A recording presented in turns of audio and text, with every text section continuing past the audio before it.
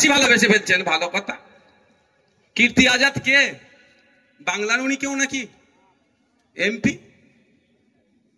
শত্রুঘ্ন সিনহা কে? কোথায় বাড়ি তার? বাংলার কেউ? ইউসুফ পাঠান কে? বাংলার সাথে তার সম্পর্ক কি? কদিন কলকাতা নাইট রাইডার্সে খেলেছিল, তার টাকা নিয়েছে, খেলেছে, এর বাইরে তো কিছু নাই। ফ্রিতেও খেলেনি কলকাতার হয়ে ভাই, যে আমরা বাঙালি, আমাদের একটা আইপিএল এ কলকাতার টিম আছে, বাংলার সেন্টিমেন্ট আছে, উনি ফ্রিতে খেলে দিয়েছেন, তাও একটা বলার জায়গা থাকতো। খেলেছে নাকি ফ্রিতে? পেমেন্ট তো ঠিক নিয়ে নিয়েছে, তাকে আপনি এমপি করলেন। সাকেত গোখলে মহারাষ্ট্রের বাড়ি, রাজ্যসভার এমপি করলেন। পশ্চিমবাংলার এত মানুষ আছে, বুদ্ধিজীবী মানুষ আছেন, আপনার দলে অনেক প্রফেসর আছেন, বুদ্ধিজীবী মানুষ আছে, তাদেরকে রাজ্যসভায় পাঠাতে পারলেন না। অহমিয়া অসম থেকে একজনকে নিয়ে এসে রাজ্যসভার এমপি করেছিলেন। এখন ওনার বাংলা পিটি বেড়ে উঠছে, কারণ কি বলুন তো? পরিযায়ী শ্রমিকদের উপরে আক্রমণ হচ্ছে, কিছু তো একটা ভুল বুঝাতে হবে এদেরকে, সেজন্য বাংলা ভাষায় এদের ভালোবাসা উতরে উঠছে। প্রশ্ন অনেক থেকে যায়, সময় আমি আর দীর্ঘায়িত করব না। আমি আপনাদের বলবো, চোখ কান খুলে রেখে একটু রাজনীতি করতে হবে। কাকে কান নিয়ে চলে গেল, কাকের দিকে না তাকিয়ে নিজের কানে একটু হাত দিয়ে দেখুন, আজকে আপনার রুজি রুটি কোথায়? এই অপদার্থ সরকার চলছে।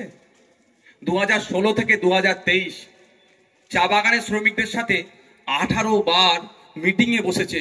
চা বাগান শ্রমিকদের এখনো ন্যূনতম মজুরি ঠিক করতে পারেনি, আর গল্প শোনাচ্ছে ওই স্বামী কি সামিরুল, তুমি বাইরে থেকে সব নিয়ে চলে আসো, কাজের ব্যবস্থা হবে। কাজ আছে এখানে?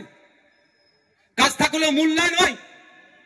যে রাজমিস্ত্রিটা আজকে বাসন্তী থেকে কাজে যাচ্ছে তামিলনাড়ুতে, স্কিল লেবার হিসাবে যদি যায়, সে 1000 টাকারও বেশি সে পার ডে ইনকাম করছে, আর আনস্কিল লেবার হলে 700 টাকা 800 টাকা দিনে ইনকাম করছে। আর আমাদের ওয়েস্ট বেঙ্গলে স্কিল লেবারদের সরকার ঘোষিত দিন মজুর কত জানেন? 450 টাকা মতো। কেন তারা ফিরে আসবে বা কেন তারা গেল?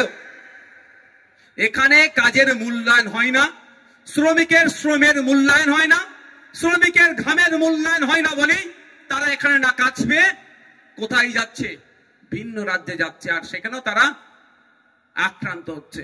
আর আমার রাজ্য সরকার আক্রান্তদের পাশে সেইভাবে থাকছে না, মিটিং মিছিল করে। তার কাজ তো আমাদের মিটিং মিছিল, আমরা বিরোধী। সরকারের তো সরকার টু সরকার কথাবার্তা বলা, প্রেসার করা।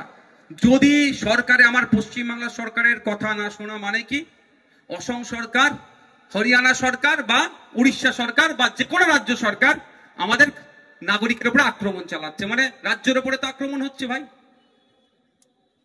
তাহলে এটা সমাধানের জায়গা কোথায়? সরকারকে প্রস্তাব রাখা, কঠোর ভাবে সেই রাজ্যের সরকারকে বলা, সেটা বলেনি। আর একটা রাস্তা আছে, আর্টিকেল 131, আপনারা সার্চ করে দেখতে পারেন গুগলে। আর্টিকেল 131 সংবিধানে বলা আছে, রাজ্য রাজ্য যদি সংঘাত হয়, উড়িষ্যা রাজ্যের সাথে ওয়েস্ট বেঙ্গল রাজ্যের সংঘাত হচ্ছে, সমাধান কিভাবে করবে? মোদিজি করবে? এটা তো হয় না। অমিত শাহজি করবে? এটা তো হয় না। নওশাদ সিদ্দিকী সমাধান করে দেবে? এটা তো নয়।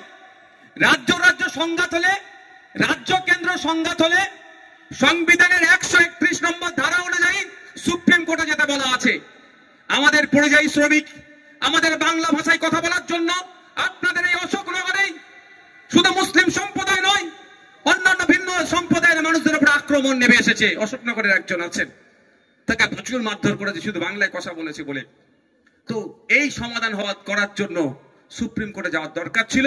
রাজ্য সরকারের পার্টি হয়ে সুপ্রিম কোর্টে গিয়ে মামলা করা, যে বাঙালি শ্রমিকদেরকে ভিন্ন রাজ্যে আক্রান্ত হচ্ছে তার ডেটা দিয়ে মামলা করা। তাহলে আশা করছি সুপ্রিম কোর্টে যারা জাস্টিস আছেন তারা ওই রাজ্যগুলোকে নির্দিষ্ট গাইডলাইন বেঁধে দিতেন এবং পরিযায়ী শ্রমিকরা সুরক্ষিত থাকতো। সেটা কিন্তু এনারা করেননি। শুধু বাংলা বাংলা বাংলা বলে অনেক ভালোবাসার কথা বলছেন।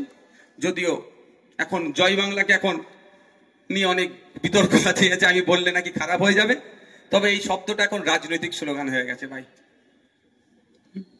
রাজনৈতিক স্লোগান হয়েছে। ঠিক যেরকম পুরুষোত্তম রাম ঠাকুরের নামে যে জয়ধ্বনিটা ছিল ধর্মীয় স্লোগান, বিজেপি ওদেরটা রাজনৈতিক স্লোগান করেছে। একইভাবে বাংলাদেশের রাজনৈতিক স্লোগান জয় বাংলাকে আমাদের পশ্চিম বাংলার রাজনৈতিক স্লোগানও করতে চাইছে। আমাদের মাথায় রাখতে হবে যে দিনের শেষে আমি পাচ্ছিটা কি।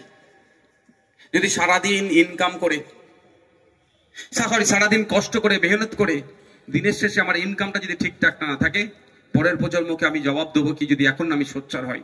তাই আমরা ইন্ডিয়ান সেকুলার ফ্রন্ট, আমরা কৃষক সহ যারা ইনফরমাল সেক্টরে কাজ করছেন তাদের ন্যূনতম মাসিক গড় আয় 24,000 যাতে হয় তার দাবি করছি।